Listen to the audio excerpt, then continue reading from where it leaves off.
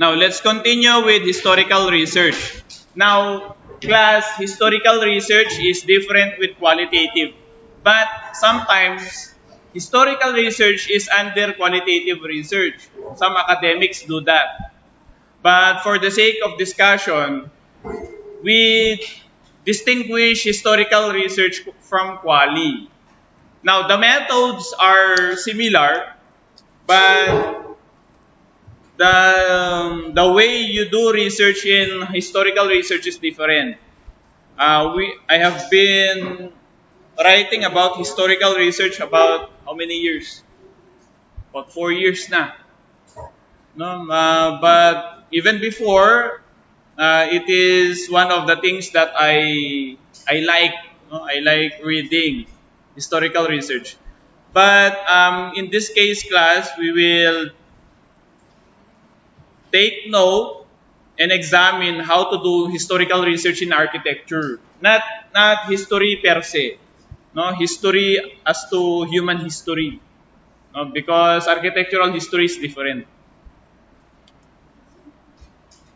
Para maniwala kayo, ilan na yung naisulat ng libro for historical research? Mga 6 na ata. No, nasa National Library. Pero kayo, kung ayaw maniwala, sa inyo yan. No? Now, I hope you can read this. The things that involve historical research. Now, historical research is investigation. Now, it is closely knitted with archaeology. In the field of archaeology class, architecture is under archaeology. Actually, branch siya ng archaeology when you talk about historical research in architecture. So, archaeology yan, yung taas, baba niya, architecture. When we talk about that, we talk about things that are buried or not. So sometimes, buried heritage or buried structures are part of the investigations that are done in historical research. Familiar kayo sa archaeology. You are familiar with it. Archaeology is the study of the human past. Human past or geologic past or ethnobotanic past. No, history siya. No? But in the field of archaeology, kako nga sa inyo, we examine architecture also. Bakit buried? No? Bakit kaya buried ang mga structure? Buried, when we say buried, naibaon. Bakit naibaon ang mga buildings? A classic example would be the destruction of the city of Pompeii by the Mount Vesuvius. Familiar kayo dun? Yung isang colony ng Rome na nung pumutok ang bulkan ng Vesuvius na natabunan sila ng ash. Ash, sulfur, lahat ng lumabas sa bulkan. No? And through time, yung historical records that points out to the city of Pompeii, there are historical records actually. No, there are accounts that there is a certain event that happened. Kung walang historical record sana na nagsabi na pumutok ang bulkan ng Vesuvius, natabunan ang city of Pompeii, nobody would have known it. No, but sometimes in the field of archaeology, there are buildings that are discovered, no, or parts of buildings that are discovered. Actually, in my experience, we examine buildings or structures in Cagayan Valley. We just discovered the Horno of Tumawini. Sino taga Tumawini dito? Meron? Nakita nyo yung horno dyan? Yung brick kiln dyan? Yung lutuan ng brick dyan? Nakita nyo na yun? Parang tower. We just discovered a horno in Tumawini. When we visited Rizal in Malawig in Cagayan. My colleagues discovered also the Horno of Malawig Church. In Lallo,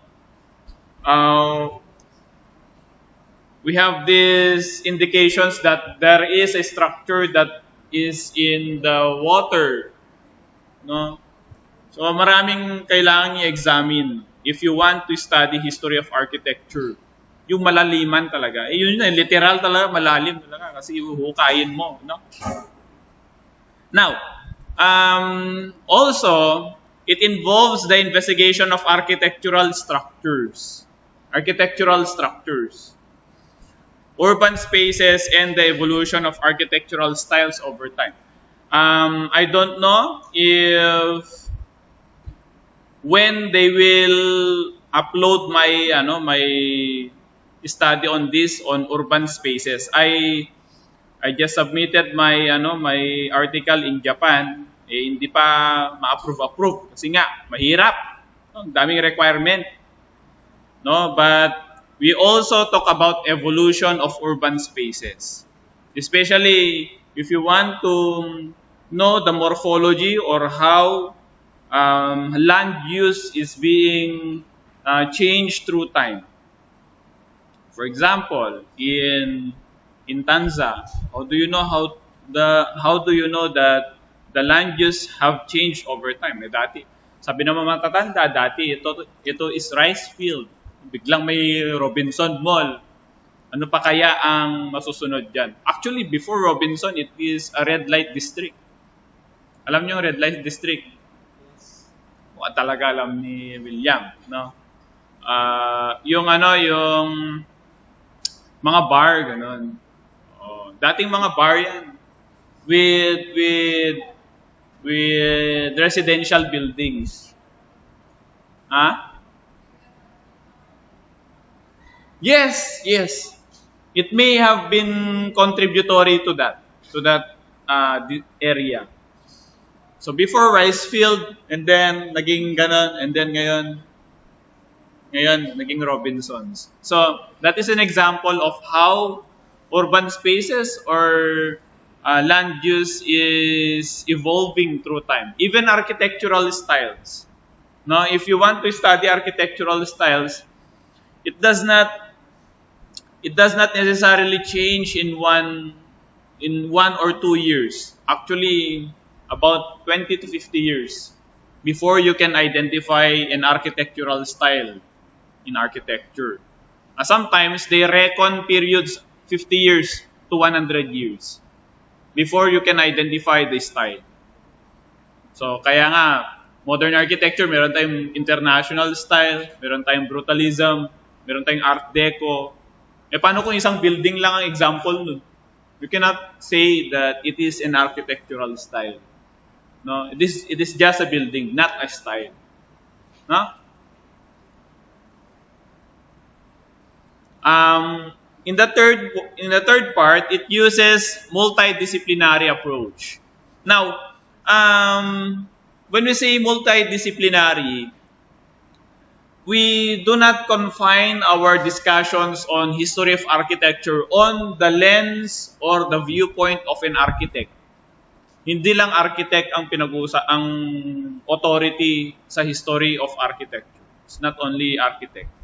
Actually, architects seldom write about architectural history. That is the problem. No, sa Philippines, konti lang nagsusulat. Mga very handful. And sometimes they are written by chemists, analytical chemists, anthropologists, historians.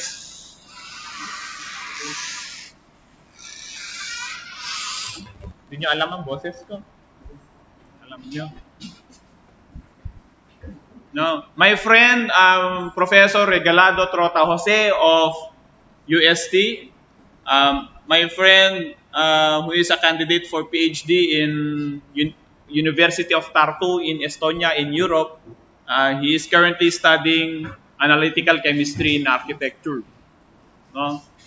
So kakaiba, no? Mga weird yung field, no?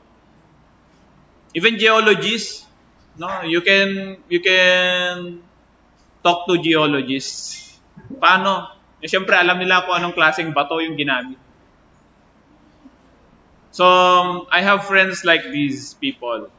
Weird yung pag-iisip, no? Meron pa nga akong friend na timber lang ang inaaral, kahoy lang. Pero expert siya in timber. He was trained in Japan. He's a Filipino, no? So it is a multidisciplinary approach. No? Yun ang kailangan nyo i-realize, that architects are just another part of the spectrum of the history of architecture. No? Siguro ang magaling tayo mag-analyze ng space, ng form, but the method as well as the materials and how to preserve it's different. No? I have a friend in art history. He is a historian as well as a professor in Universidad de Sevilla in Spain.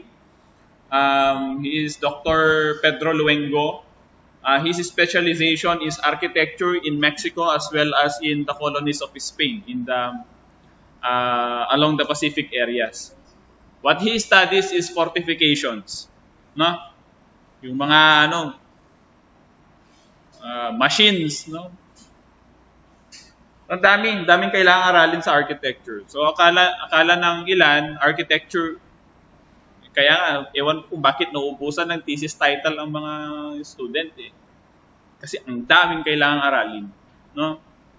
There are many ruins that is still be needed to be investigated in Cagayan.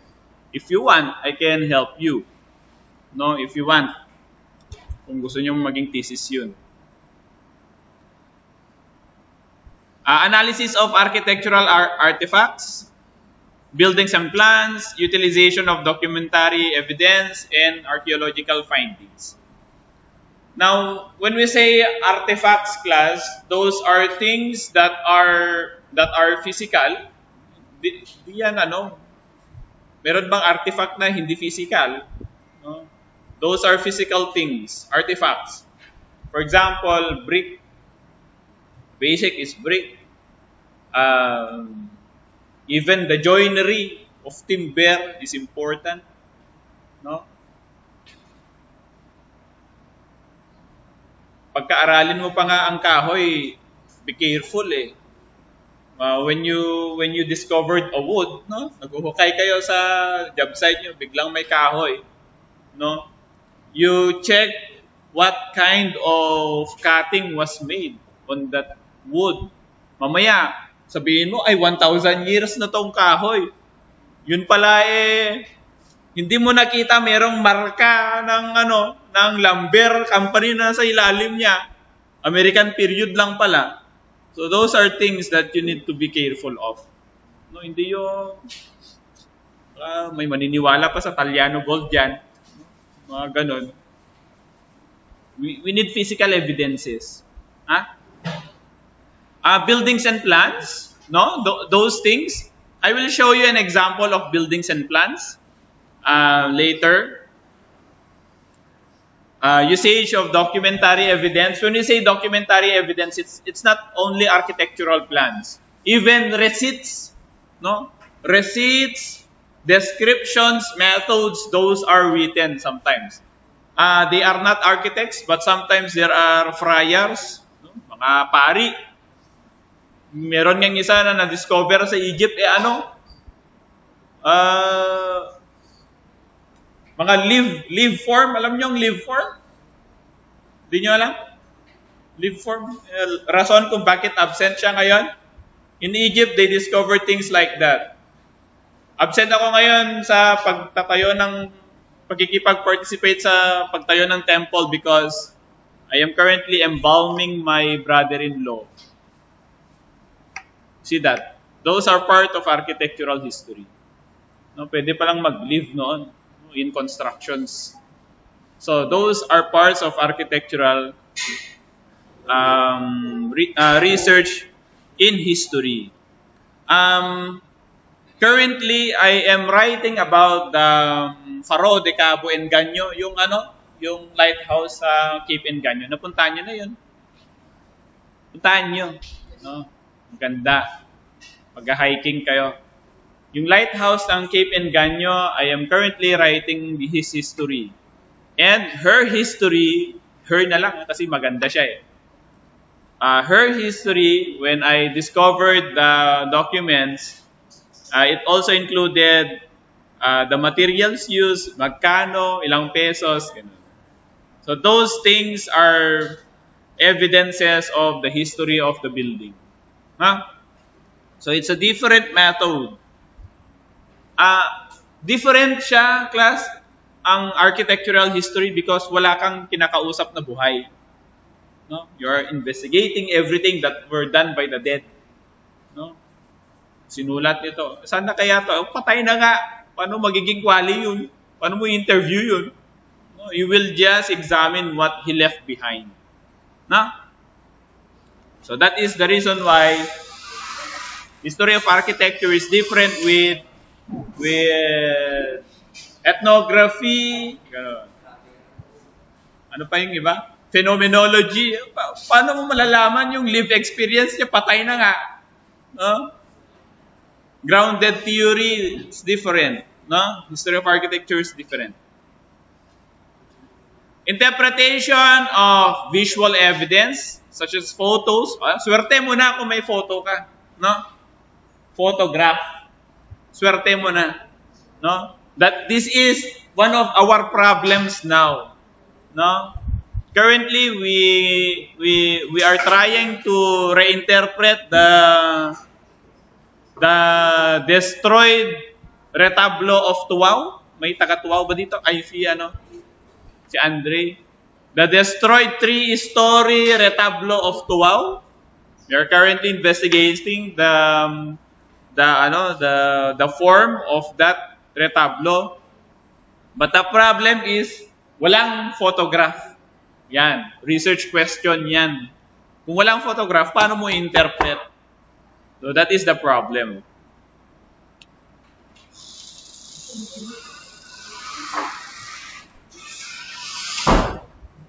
Now, most of the time, this is the thing that you need to understand in history of architecture. It is an interpretive enterprise. So, if you have read or heard the saying, history is written by the victors, no? Ang history sinusulat ng mga nanalo. Sometimes totoo yun, no? Because these perspectives are often biased. No? Maniwala ka pa. Sa temples ng Egypt, puro sinakop na bansang nakalagay. Siyempre, pagyabang nila lahat. Wala kang makikita na bagay doon, na mga cartouche or hieroglyphics na magsasabi na natalo sila in one battle or in their history of architecture. Ito, ginawa ng Diyos na ganito. Maniwala ka ba? Those are written by the victors or written by the people who built the building.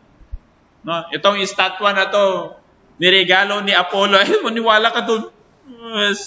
So those things are biased, often biased. So it is interpretive, especially the historians before us. Hindi kagaya yung history after the Roman Empire. History written by the English. Ganun. Pero most of the time, biased sila. No? They're often biased.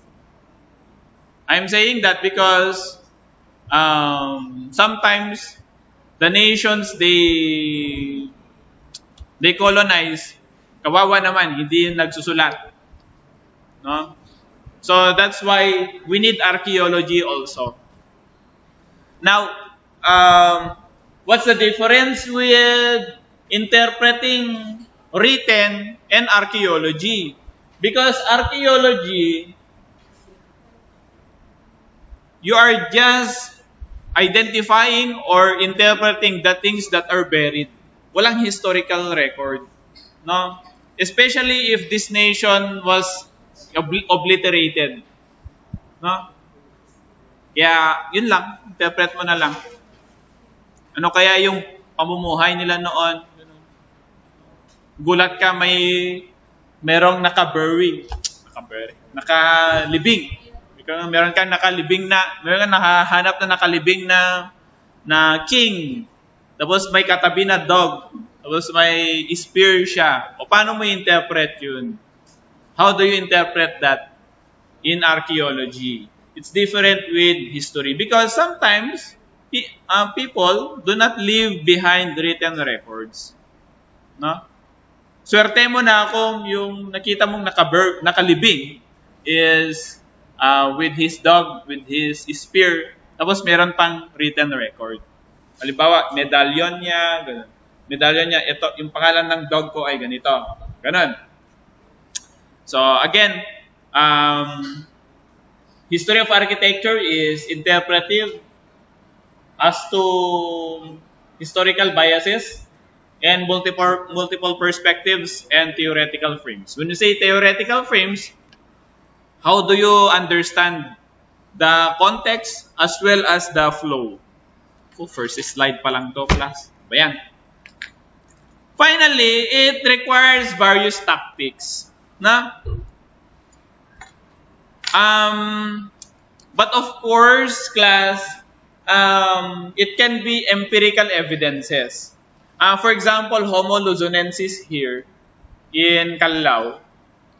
Last month lang lumabas yung bagong papel from 67,000 years old. Dumoble yung dating niya from 67,000 to 134,000 years old. Yung buto. So, sometimes, these are updated based on empirical evidences as well as new methods in dating. No? Ang alam nyo siguro, carbon dating, no? Naririnig nyo na yun, no? Carbon dating. Siyempre, ganito kasi pagka-carbon dating class, ha? Kung ano lang ang natira na carbon dun sa kalansay or dun sa bagay. No? So sometimes, for example, when we talk about carbon dating, isang painting na ganyan, or drawing. Drawings, sometimes before, they were drawn using vellum. Vellum. Alam niyo ang vellum, right? Ano ang vellum again? It's not a paper. It's not a paper na ganyan. The original vellum is a true vellum. Kaya nga, gusto kong ganyan yung mga estudyante na nagsasabing vellum yan eh. Vellum is a paper or a material that is made of fats of an animal. Fats. Taba o balat. No? Vellum yun. Ngayon, paano mo i-date yun? No? Hindi yung i-date na Valentine's, ha? Paano mo bibigyan ng date or ng taon? So, in carbon dating, the concept of carbon dating, di ba hayop yun? Yung kinain niya, kumakain siya ng, di ba, damo. Ang damo, nakukuha niya ang carbon sa atmosphere. Tapos, kinakain ng sheep, cow, kinakain nila. Tapos, nag-breakdown transform doon sa katawan nila. Now, that carbon class is predictable when it breaks down. No? Yung breaking down, yung half-life niya, nyo yun? Naalala nyo pa yun sa chemistry? The half-life of in isotope. Basta ganun. Nag-ano siya, nagbe-breakdown siya. No? Nagbe-breakdown siya. Parang gold. Magbe-breakdown yan into, hindi, baliktad. Breakdown into lead. Yan. Lead, fully. So metals or other materials, the breakdown in their isotope is predictable. Kaya nga tinawag na carbon-14 yan, 14 na isotope.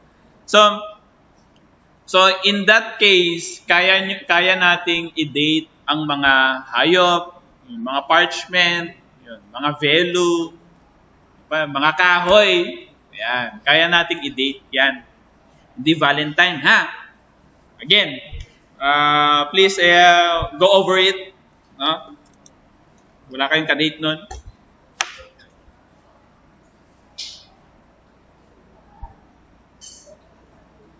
Ano ba tayo napunta kasi doon? Valentine's na yan. Anyway, you base your information in architectural history sometimes on non-empirical as well as empirical evidences.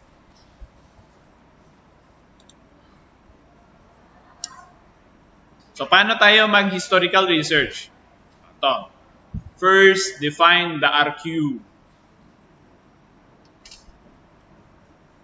Define the RQ.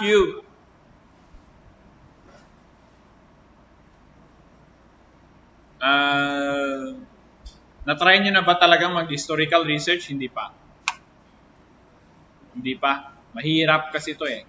Pero the first thing that you will do, or the first thing that you need to do, is to identify a research problem, a research question. Now, class, when we talk about architectural history, sometimes we talk about style, period, cultural factors, even architectural design. How does architectural research question enter the scene? Now, if you want a research question, a good one in architectural history is, what does the vernacular buildings look like before? Isang magandang question yun. Architectural style ang tinutukoy mo doon. Even the period can talk about it. Even the cultural factors. No? So kung tatanungin ko kayo, ano ang si Chanel? Kanina ka pa dyan. Kung tinatanong ko kayo about architectural history, kung anong itsura ng mga residential buildings before, 3,000 years ago, what would be your evidence? No? That is a research question. Siyempre, ang atake mo dyan, kung gano'n, tignan na lang natin mga vernacular houses ngayon. O tignan natin ang evidences ng archaeology ngayon. Actually, there are evidences in archaeology that talks about how buildings might have looked like. Na? May mga ganon. Sometimes, especially timber buildings, no? Gugulat yung mga archaeologists in a certain level, gugulat sila, black yung lupa. Black. Puro charcoal, ganun ang makikita nila. Yun pala, nasunog yung bahay. Sunog. Tapos sa sunog na yun, sa ilalim niya, may mga natitirang mga butas. Mga natitirang butas. Anong ibig sabihin ng mga butas na yun na paganyan? Longitudinal na butas. Yun yung pinagsuksukan ng poste. So, those are things that need to be analyzed by professional archaeologists. No? Not architects, because you are not trained to do that. Okay, feeling. Sometimes ito ang naiimbierna ako sa kafilingan ng mga architect. Alam nila lahat. Really? Really? Stand pa tayo ng 100 billion. Anyway. That's just me. Step 2. Mag-literature review kayo. No? You do literature review. You cannot just state a certain thing without having informing yourself beforehand. Now, so for example, this is this material is from the Baroque period. Ano ang identifying mark na Baroque period yung pinakita mo? No? Even a santo, mga saint na ganyan. Baroque period to kamo, no? This is Baroque period. Ano din ang identifying marks ng Baroque period if that is true? So, literature review muna kayo. What are the characteristics of a Baroque period santo? Huh? Yung pala pag ganyan mo butas pala yung ilalim, resin lang pala. No? So, please do not be too naive in those things. No, be careful. No? So, in literature review class, you gather relevant information. You read, no? Especially these things. Read and analyze. Magbasa, no? Again, this is what I hate on people when they say things without having evidences or without reading beforehand. No? Makaangwa. Kung ano-ano ang sinasabi. No? Hindi naman akma dun sa period. No? It doesn't even match the style. It doesn't even match the period. No? Hindi na nga magka-match sa style, hindi pa magka-match sa dating. No? So, those things. When we say scholarly works class, those are things that are done by academics, whether published or not. So, it is important, class, to also review past theses. Mga theses, mga dissertations. Those are actually far deeper than architectural research sometimes. Ang lalim ng ini-investigate. So, wag niyo naman kantsawan yung mga lumang thesis na. Pero ako, kinakantsawan ko lang on the part na Jejemon. No? But again, on the value of the knowledge, please, you review them. No, on the value of the knowledge that was written.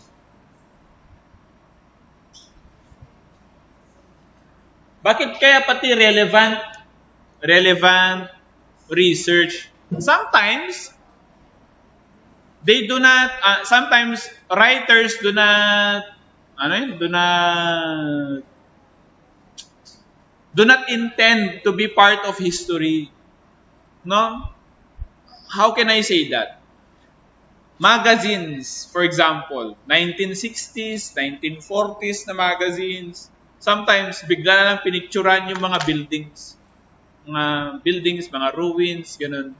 Yun pala, after 50 years, yun lang ang nakita nilang picture na existing. So sometimes those things, those seemingly unimportant things like magazines or newspapers, they are part of history of architecture. Currently, we are the sources that we work on are on periodicals in the 1930s. No? Mga dyaryo noon, mga obituary. Alam niyo obituary? Alam niyo? Obituary yung announcement ng patay na si ganito. Ganun. Mga dyaryo. Lalaki kayang ganyan. Lalaki na i-zoom mo pa. So, those things. Spanish period na mga dyaryo, meron.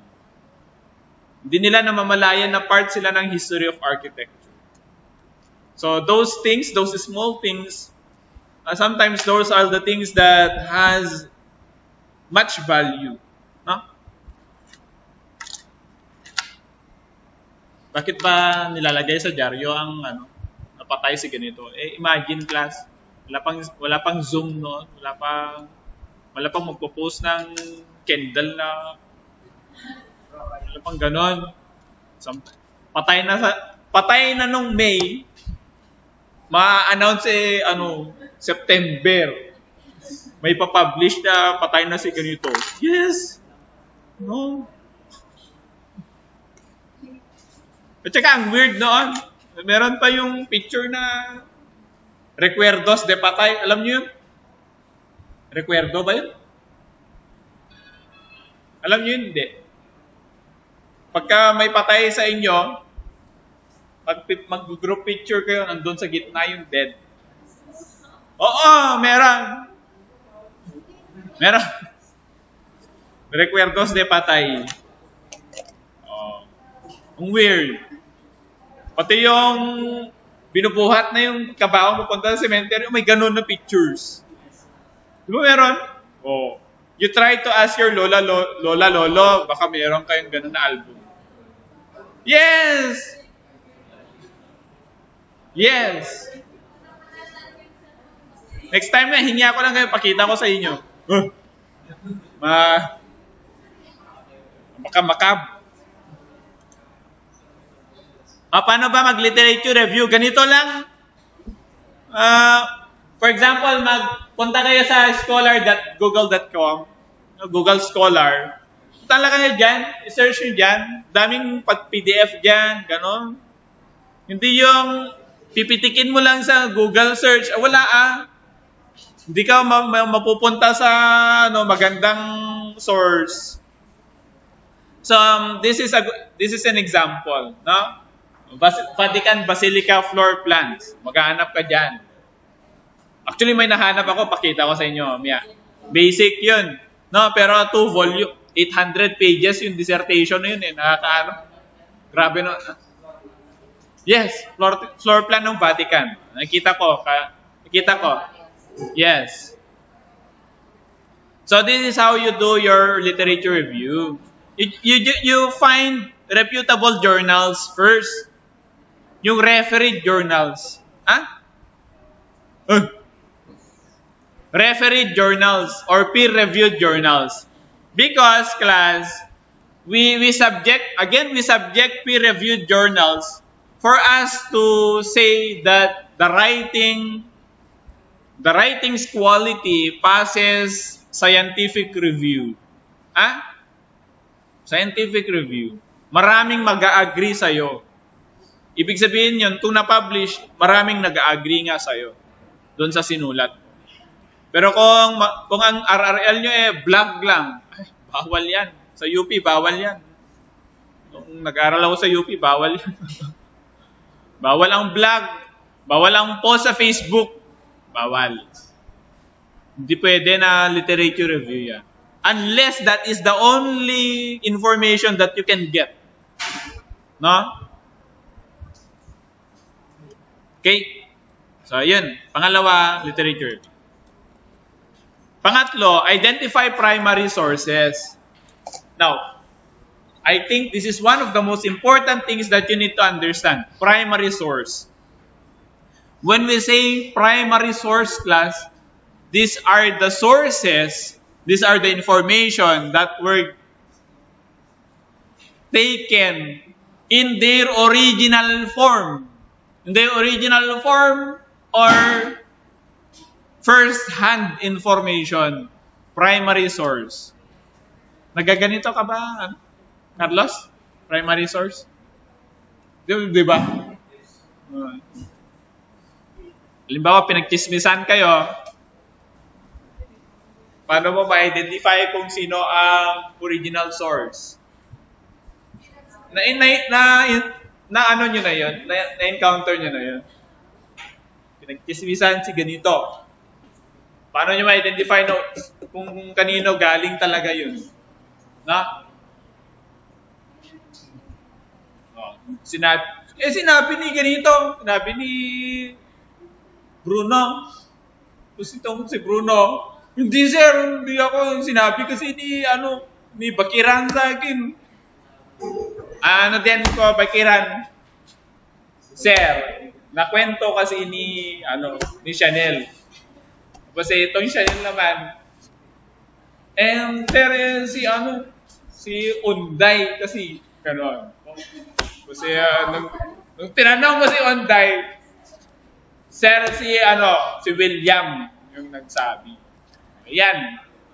Paano natin malalaman? I-trace nyo. You trace the original version. No? That's why mayroong laro eh.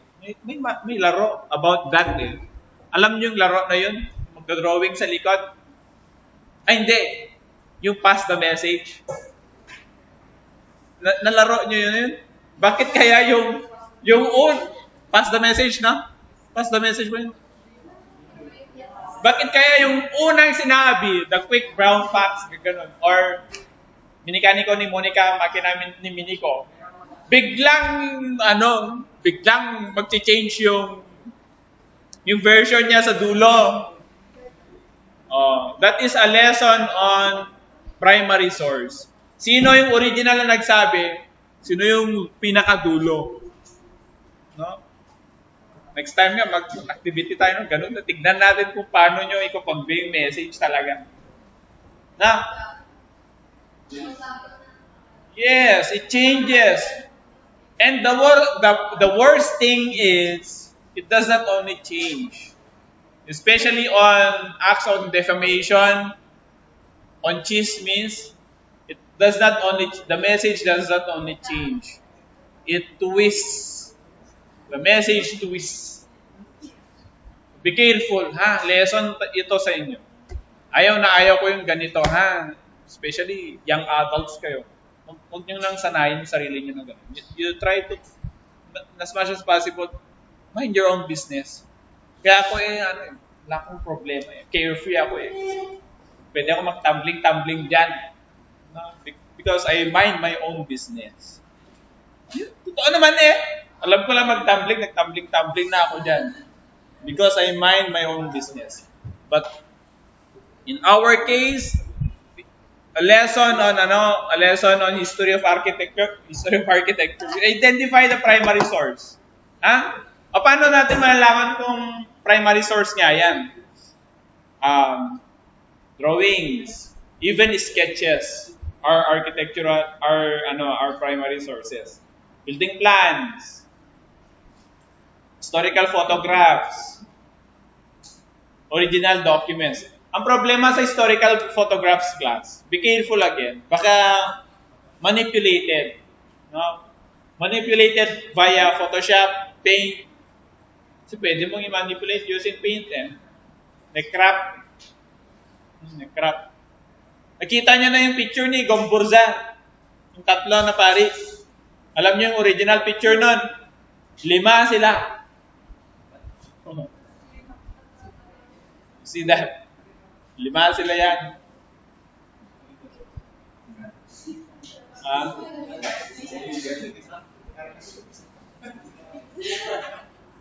Siguro FO na sila nun. Siguro FO sila sa dalawa. So, pinanggal. No? So those things. No? Historical documents, original documents, you will find them in archives. Archives or private collections. Sometimes, class, those things need special permissions. Now, in the cathedral, in the Palacio of the Archdiocese, we ask permission. No, we ask permission. Archives. When you talk about archives, yan yung mga dokumento na nakasalansan lang, ganyan lang, nakabox yung mga yan. Nakabox. O ito yung topic about William. So picture si William, yung mga nakaganyan si William. Lahat ng mga original photographs. Yung photograph pa naman, pag baliktarin mo na ganyan, merong nakalagay na yung Yan, tatagal na naman tayo. Teka lang, anong oras na? 9 na.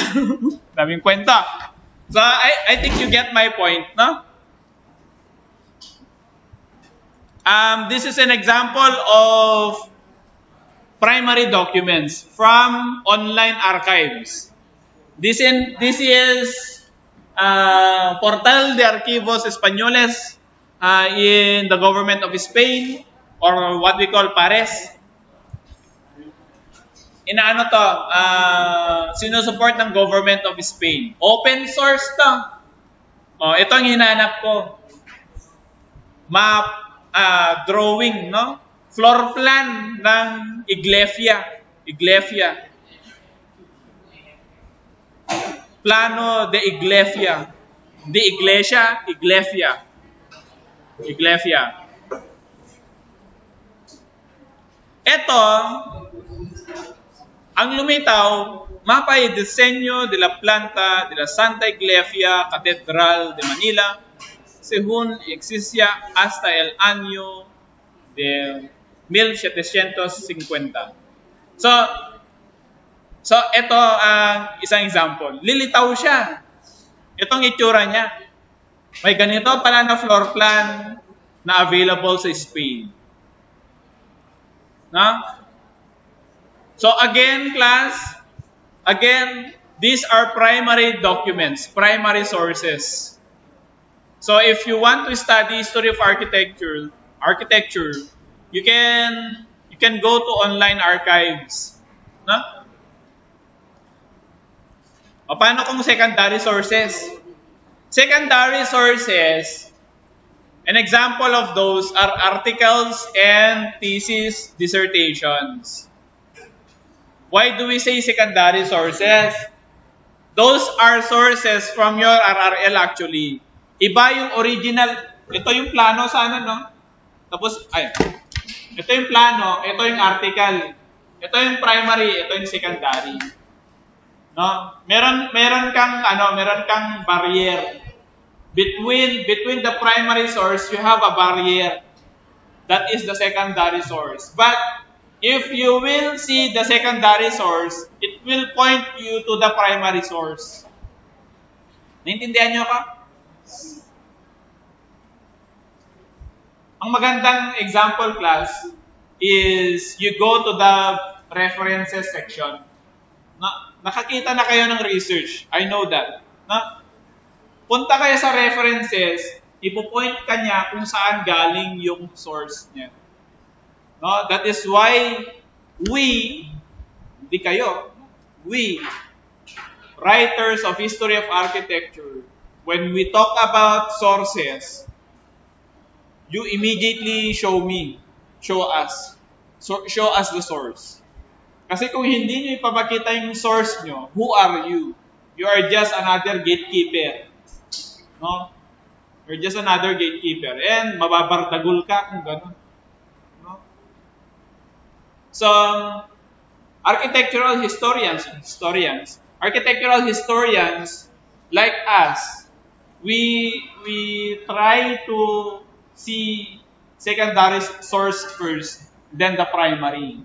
Kasi, kung nakita mo na ang secondary source, tapos na pala yung thesis na gusto mong i-propose, ang dami mong nasayang na panahon.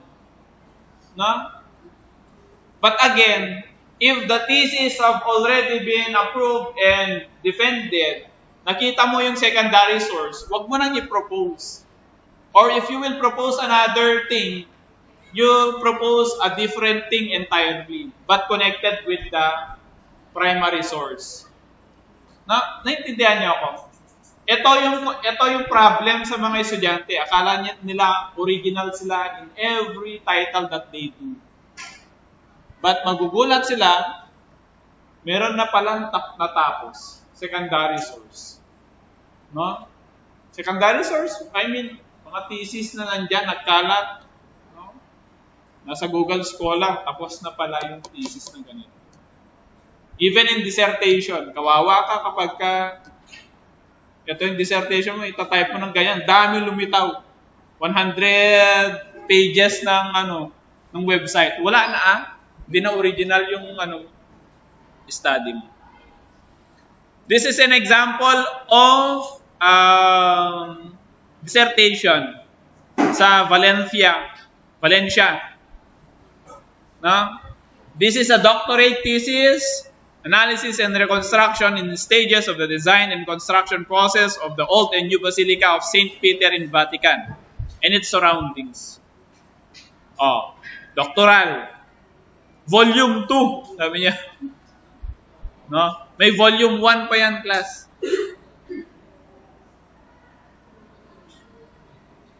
So this is an example of secondary source. Now, ano yung mga primary sources niya? Ito yung maganda. Ito, matutuwa kayo dito. Ito yung mga plano ng Vatican. We have by Bramante, Sangalo, and Fra Giocondo. Actually, it was my first time to encounter this. Because when you talk about floor plans before in the Vatican, it is difficult to access. Ang hirap hanapin. Makikita nyo to sa libro ni D.K. Ching, pero na-render na. But these are the originals. Na-crop pa yan, Di pa kasali yung mga nandito sa labas nila na signatures, ganun. So, this is an example. Bramante, Sangalo, and Fra Giocondo. Actually, yung isa dyan, na-reject. No? Na-reject yung floor plan. 1506. Ito yung Sangalo the Elder. Meron kay Sebastian Serlio, Baltasar Peruzzi, Antonio de Sangalo, the Younger, no? Sangalo the Younger. And then, magkasama sila in 1935, 1949. No? So that is how the Vatican floor plans evolved. So this is an example of primary sources. No? Yan. Susunod kay Michelangelo, but it was drawn by Etienne Duperac, and then Ruggesi, and then Carlo Maderno. Now, again, hindi ibig sabihin na gawa ni Duperac, hindi gawa na ni Michelangelo. Etienne Duperac is one of the best draftsmen of the age. Ito yung isa sa magagaling na draftsman noon na conforme ni drawing. Pero ang gaganda, no? Mas maganda pa sa drafting ng mga arki ngayon. No? Yan, may tekpe-tekpen siya lapis lang yan, pero ang lupit. No? This was drawn in 1596 based on the floor plans of Michelangelo. Ito yung kay Maderno, but in Ruggesi's floor plan, hindi ito natuloy, itong gitna. Dito natuloy. Kay Maderno, maraming nag-change. Kung titignan nyo, class, if you notice, no, the greatest change was done by Michelangelo because it has to carry the great dome. Siya yung gumawa ng dome Kailangan niyang buhatin yung buong dome. Anong ginawa? Kinapalan yung mga central columns. No? Si Maderno, kung titignan nyo, class, in-extend niya yung nave. Si Maderno, in-extend niya yung nave. So that is how you look at primary sources in architectural history. This is just an example. Imagine itong doctorate thesis na to, baka 4 years niyang ginawa. 4 years or 5 years. No? Ganun mag-doctorate, ha? Kaya gusto niyo mag-doctorate, masters muna kayo. Ha? Masters muna kayo. Para maintindihan nyo kung hindi gaano kahirap, gaano ka-interesting, no? If you are curious by nature, you can do it. No? Fifth is archival research. Archival.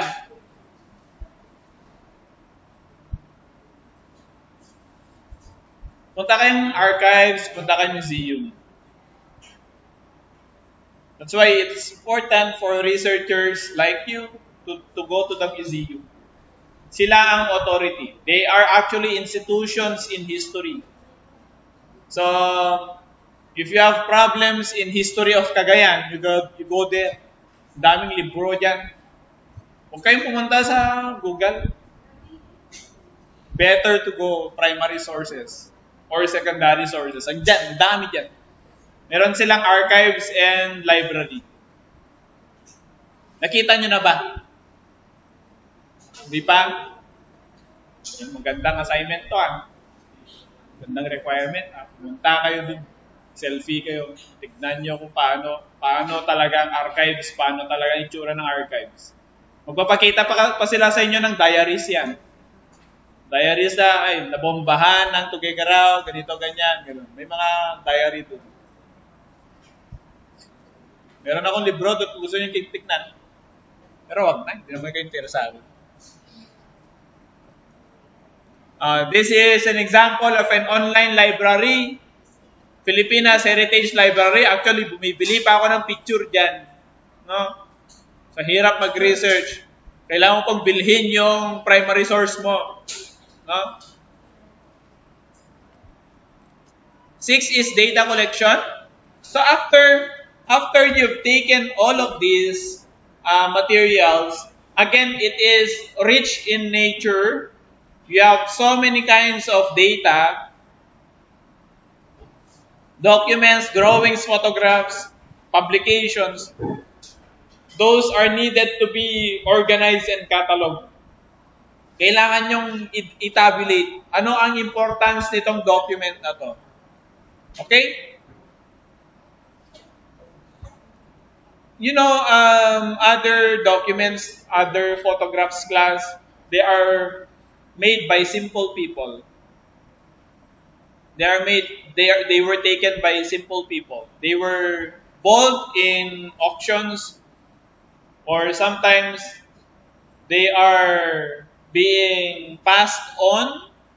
For example, the Cagayan Museum managed to buy many photographs about Cagayan architecture from the family of a former author. Namatay na yung author. 1960 na-publish yung libro niya. Pero yung libro niya, hindi lahat na-publish yung mga pictures. Maraming natira na photographs. Ang ginawa ng museum, binili nila. Binili nila lahat. And hindi ka magsisisi. You will not be disappointed with the quality of the photographs and even the importance of the photographs. Because a good photograph that we discovered is the facade of the Santo Domingo of Piat. Nakita nyo na ang Santo Domingo ng Piat. Sino taga Piat dito? Si? Alam mong Olofs? Doon ka nag-aral? Di ba may apps doon sa likod nyo? Tapos sa katabi niya, mayroong kwadrado, mayroong 2 arko doon. No? Parkingan ng kabayo. May kwadrado, tapos biglang may apps doon sa may ganun ba na eskwelahan? May apps lang sa likod niya. That was the site of the old Santo Domingo of Piat. Yung original na pinaglagyan ng mga santo, kung saan na pinag-awayan ang Our Lady of Piat. Kaya kailangan gumawa ng bagong chapel ang Piat kasi pinag-awayan ng Tuwaw at Piat. Tapos sa away ng Tuwaw at Piat, itong Tuguegarao naman kinuha yung Our Lady sa Tuguegarao. Laping. Conforme yung ginagawa nila noon. That was 1600s. The issues are 1600s. Kaya yung simbahan na ganito, para ma-illustrate ko, ito sana ang piyat, no? Ito ang piyat, ito ang tuwaw. May sariling mga simbahan yan. Tapos dahil pinag-awayan nila yung dalawang, yung Our Lady, gumawa sila ng maliit na chapel sa gitna nila, in between them. That is what you now know as the Basilica. Yung Basilica na yan, mayroong mas maliit na chapel noon dyan. May mas maliit na chapel noon dyan. Yun yung Mariana na alam nyo. Yan na yung Mariana alam nyo. So, kung titignan nyo, ang daming issues on architectural history na magandang pag-aralan. No, ito yung sinasabi ko, yung Santo Domingo ng Piaz, merong picture pa dyan sa museum. Pero wala na ngayon. Di ba wala nang facade yun, Karen? Wala nang facade yun. No? Wala na, kasi galing kami doon noong 2022. Yan. Daming kwento na naman. Uubusan na tayo ng time.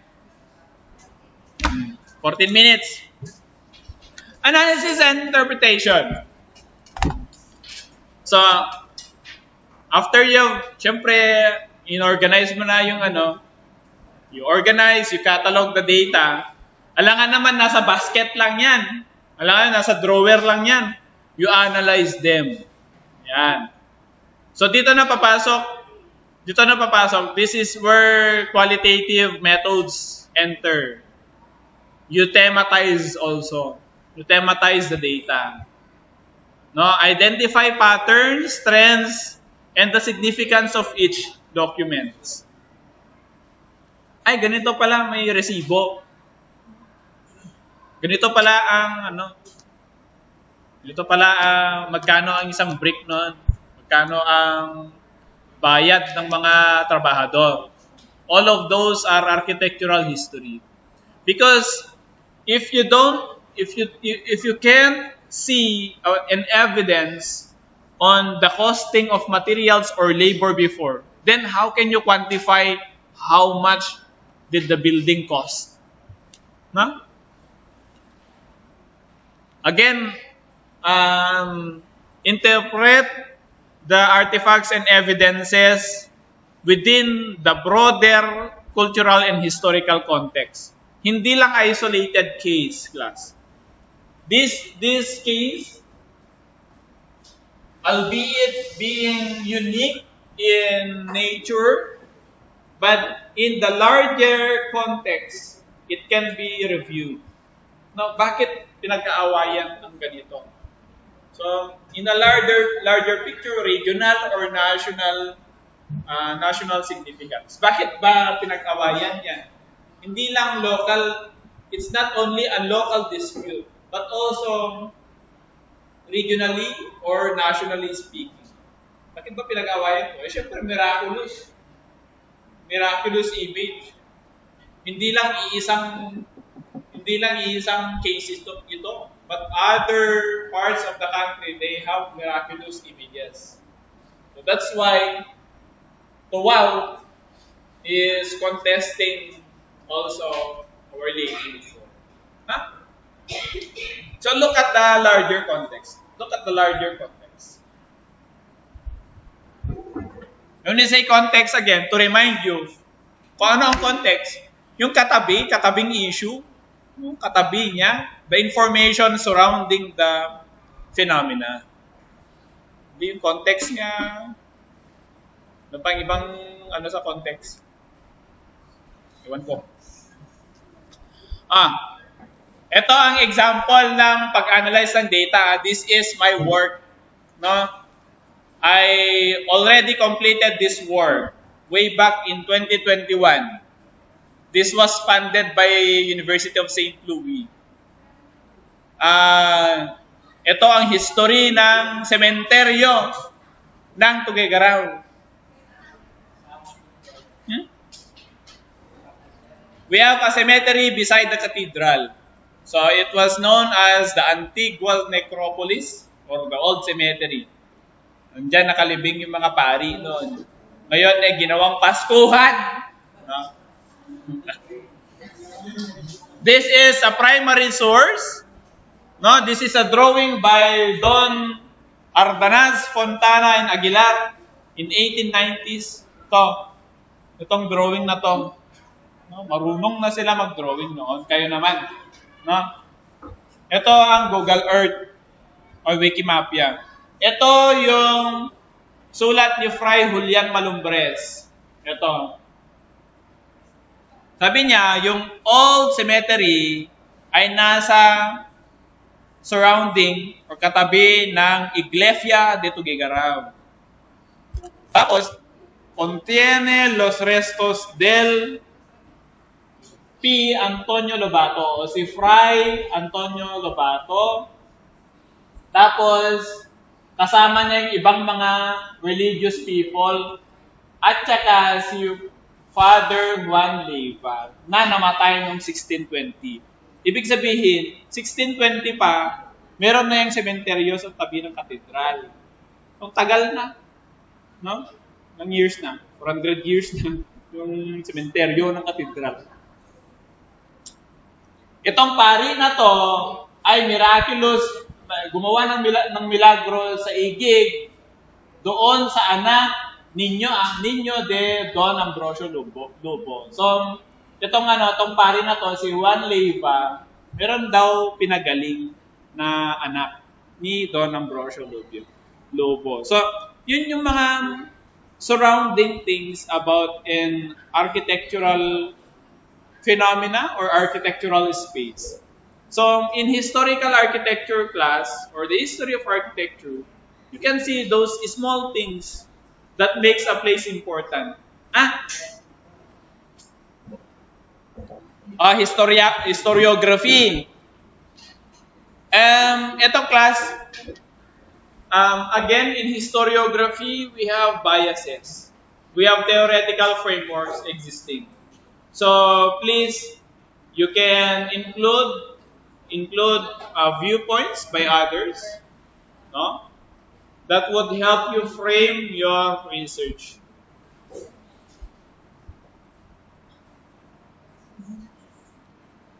Nine, after you analyze, you synthesize. Buuin mo na, alangan naman nakaganyan, nakatiwangwang lang. Buuin mo na. After you thematize, you synthesize it. You synthesize your findings. You write it as one. Pagkonekin nyo na sila. Pagkukonekin nyo na. Hindi yung isolated.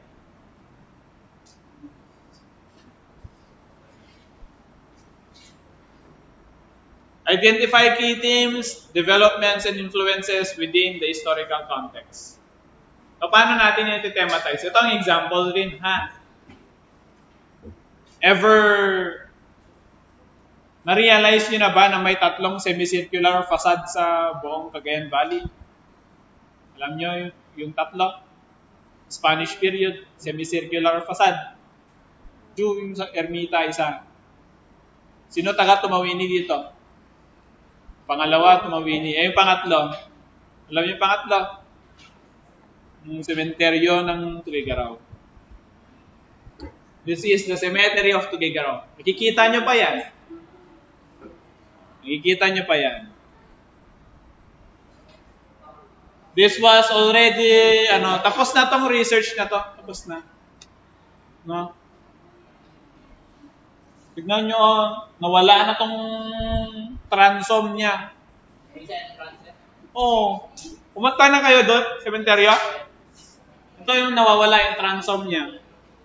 Kahoy-kahoy. Hindi. Gate. This is just a gate. Portal.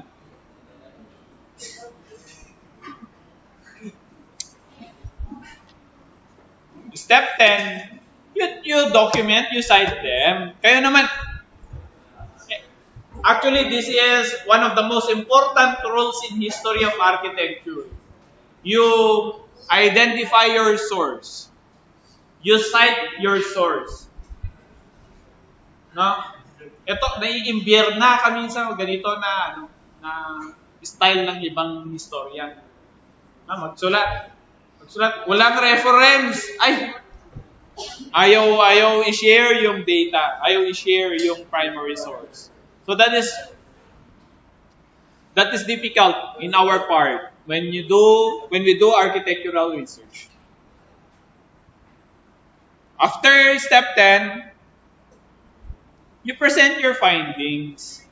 Alam naman, nandyan lang. It would collect dust. You present your findings not only in the classroom but also to the community. You present your findings. Do not be contented that you graduate. Kayo naman, hindi kayo proud sa thesis niyo, hindi kayo proud sa ginawa niyo. You show them in conferences. No? Kaya ako, yearly, nakiki-conference ako. No? Because I want everybody to know that I did the research. This is my contribution. This is what we know. So, kailan ba? Kailan ba ako last na naki-conference? Last year. In 2020, wala. Kasi pandemic na. 2021, meron. Pati sa University of Santo Tomas, nag-conference na ako. International research. So, you show your data. Huwag niyong ipagdamot. No? Para saan pa na nag-research kayo? Gusto niyo yung example? Ganito kami mag-present. This is presented to the palasyo ng Archbishop. No? So ito yung result ng study. Now, yung effect niya, class, for the community, sa ngayon, we managed to get funding for the restoration of Itong portal na to, we need funds. So dahil we presented it, the people began to value the place. And may funding na. Hindi ko lang nailagay dito. Pero kung titignan nyo ang Facebook page ng Archdiocese, we managed to get funding. No? Hindi biro yung ganito na not only the research but the sources of money to value the structure. And then finally, you get peer review and feedback. Ipa-check ninyo yung gawa. Ipa-check nyo. Andito naman ako kung hindi kayo sure sa ginagawa nyo. No? Kung hindi ako sure, itatanong ko sa iba. No, hindi kami nagyayabang na alam namin lahat. No? Because architectural research is a difficult discipline. You need to show the data in as much as possible honest and accurate. No? Hindi yung maghuhulaan tayo, maglolokohan tayo. No. It's not good. So, you ask for peer review and feedback. Especially when the topic is beyond the expertise of something or someone. No? Ako nga, I cannot claim that I am expert on something. I do not have any expertise. So I just show you what I know. No? I just show you what I know.